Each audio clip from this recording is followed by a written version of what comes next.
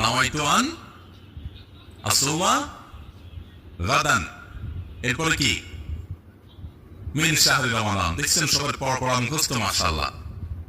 হ্যাঁ, মাসনুন দোয়ার কথা যদি জিজ্ঞাসা করি তাহলে অনেকেই বলতে পারবেন না, কিন্তু যে দোয়ার কোনো ভিত্তি কোরআন হাদিসে কোথাও নাই ওইটা সবার মুখস্থ। নকলটা সবার মুখস্থ, আসলটার খবর নেই। রমজান মাসে বা রমজানের বাইরে কোন সময় রোজার নিয়ত মুখে উচ্চারণ করা, এই যে নাওয়াইতু আন আসুমা গাদান মিন শাহরি রমাদান, আরো কি কি আছে, এরকম কোন দোয়া পড়ার কথা কোরআন কিংবা হাদিসে কোন নির্দেশ আমাদেরকে দেওয়া হয় নাই। আপনি সারি খেতে উঠছেন কি জন্য? রোজা রাখার জন্য। রমজান রোজা রাখার উদ্দেশ্যে সারি খেতে উঠছেন, বাস এটাই নিয়ত। নিয়ত মানে মনের উদ্দেশ্য। নিয়ত মানে কি? মনের উদ্দেশ্য। অতএব যে উদ্দেশ্য আছে তাতে নিয়ত হয়ে গেছে। মুখের নিয়ত করাটাকে যারা জরুরি বা আবশ্যক মনে করেন তারা অবশ্যই ভুলের মধ্যে আছেন।